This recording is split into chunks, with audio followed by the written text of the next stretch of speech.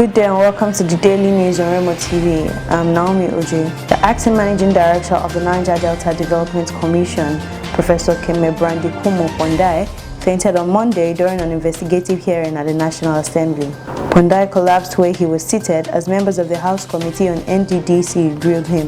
The committee had grilled him for about 45 minutes before he passed out. Pondai was rushed out of conference room 231, venue of the hearing on illegal spending and mismanagement of funds in the commission. The Minister of Niger Delta Affairs, Godswill Akpabio, however, stayed behind. The accreditation of delegates that will vote at the ongoing governorship primary election of the All Progressive Congress has commenced at the International Event Center, Akure, the venue of the exercise.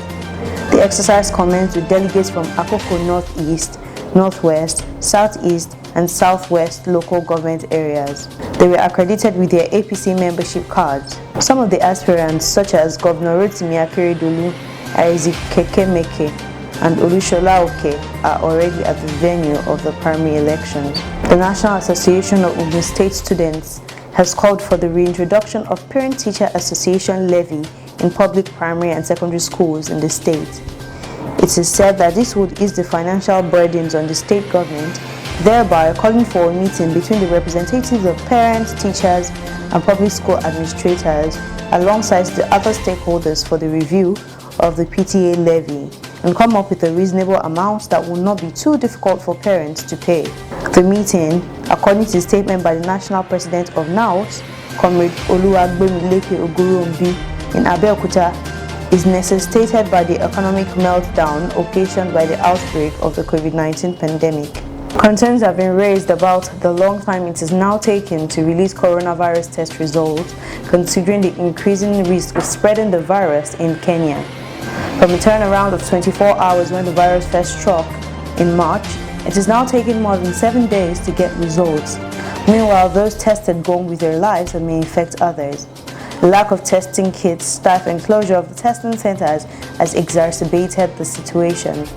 The World Health Organization has stated that testing is the first key step to stemming the spread of the virus. Now, the government is facing a crisis over a shortage of testing kits and reagents at a time when the number of positive cases are rising. Kenya has recorded the highest number of COVID-19 infections as of Saturday, when Health Minister Mutahi Kagwe announced 688 infections in a single day.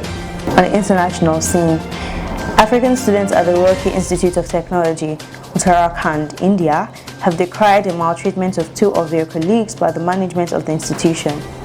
According to Inge.com, Ibrahim, who is Nigerian, and Benjamin, who is Ghanaian, were mercilessly beaten on the college premises last week, leaving them injured after the two went out for dinner without a pass. It was gathered that the school administration had not granted passes since March due to the coronavirus pandemic.